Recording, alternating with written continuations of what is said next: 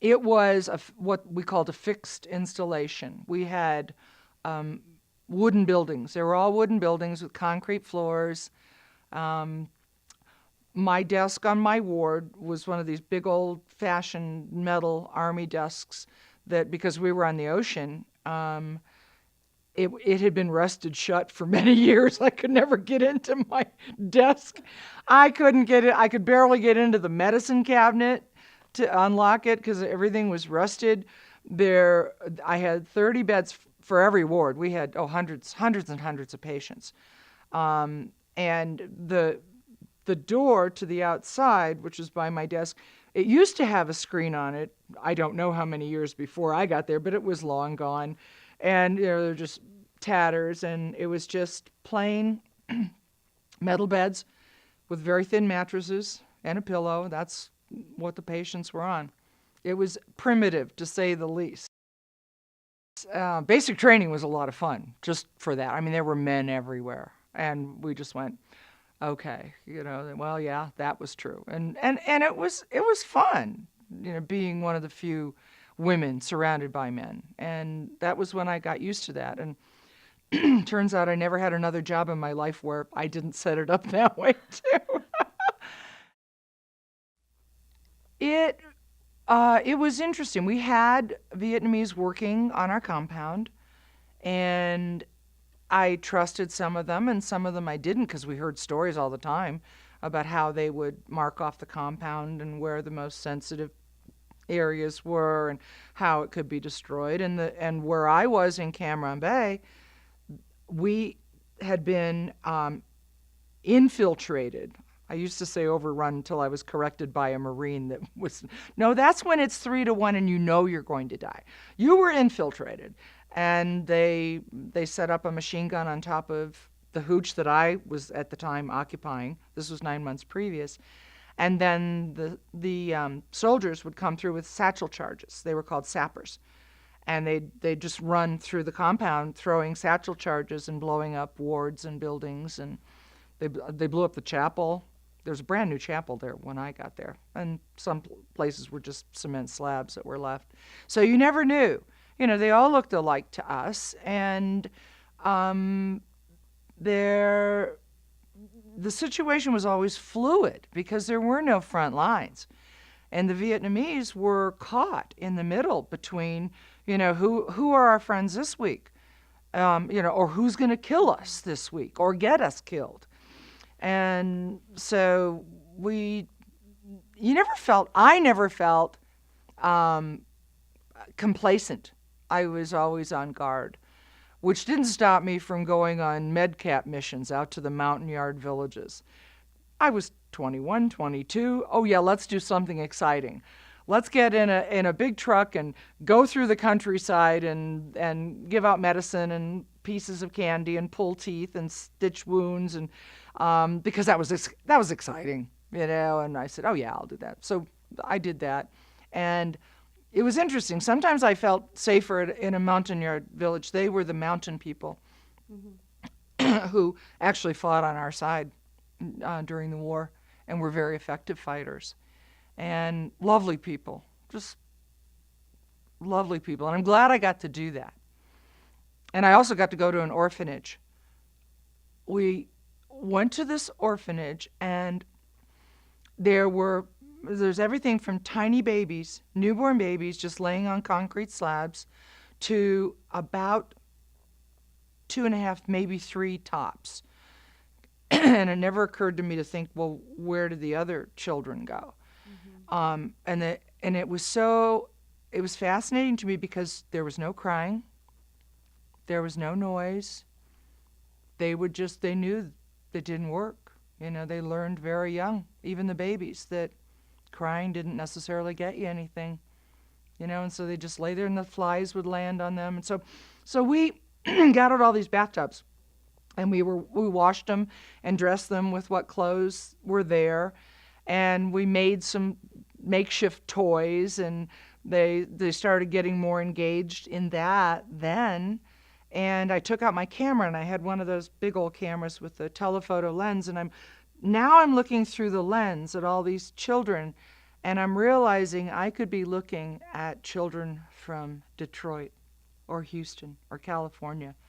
They were white with blue eyes, red hair, and more than half of them were black. Really? These were the children of, obviously, American GIs. And they later were called, and I wish I could remember the French term, but it meant dust of the earth. They were ostracized by the Vietnamese, and they were neglected and abused, and I often wonder what happened to those children. Dear Mom, send me eye makeup and blush on and lipstick and cake and cookies and it's like, here's my list for my care package. And I remember in nursing school we were told never to wear perfume. And in Vietnam it became really important for the guys who had been out in the field for so long or had damage to their face and their eyes and they couldn't see. It was the first thing they said, you smell like home. You smell like my girlfriend. You smell like my mother. And so it was really important to us to just put Love's lemon scent was very big at the time, and I remember asking Mom to keep sending me Love's lemon scent because that was a ritual that was important to us. That was important to you. Yourself? No, in fact, I wasn't allowed to have a gun. Only the men were allowed to have guns. And the night that we were on red alert and there was enemy in the perimeter, I was wishing I had a gun. I was on duty, and we came under attack, and my corpsman and I, like good medical people that we were, ran outside to make sure we were under attack.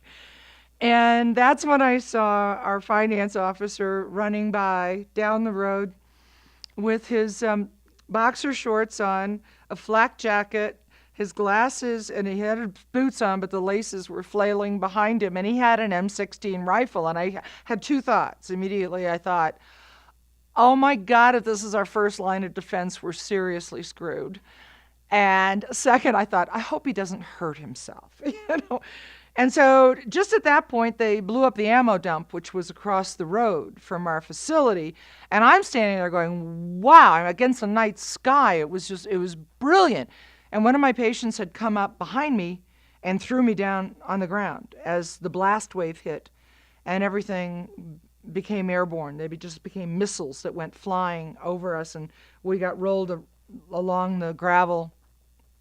And I just remember saying, thank you very much. And then now, there's lights and sirens and there's people and guns all over the place.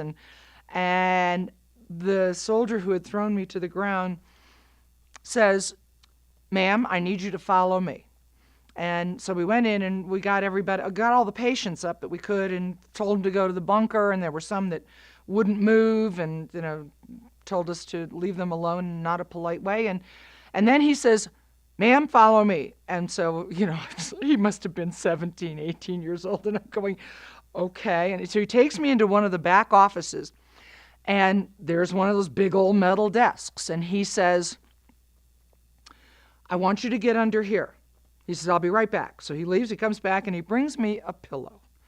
And he says, now, ma'am, if this building goes up, I want you to just take your face and just put your pretty face right in that pillow. Maybe you can save your face. And he said, I'll be guarding the door. He clicks his heels and leaves and closes the door behind him. And I'm thinking, if the building goes up, my face, and then I'm hearing all sorts of commotion outside. And that's when I thought, God, I wish I had a gun. I wish I had a way to protect, me or anybody else. Mm-hmm. And then I'm thinking, well, God, what if I get taken as a prisoner of war? And I look and I see the narcotics keys dangling from a pin on my uniform. And I'm thinking, okay, I could go to the narcotics cabinet and I could get enough morphine to commit suicide so I wouldn't have to be a prisoner of war. And all these thoughts are going through my head. And then I was just emotionally exhausted. My adrenaline had worn off, and I remember I put my face in the pillow and I fell asleep. Next thing I know, it's morning, it's all over, and they're waking me up, and I'm going, oh, I guess I slept through the rest of it. I saved my pretty face. I saved my face. But yeah, no, we women were only the men and the men officers and some enlisted that were on guard duty. Had the gun. Could have, yeah. I remember they issued us gas masks when we first got there. And so they were all kept at headquarters, and they gave us a little ticket. So if we ever were gassed, all I had to do was find my ticket, run a mile to headquarters to get my gas mask. I thought, well, that's a waste of time. Yeah, I was ridiculous.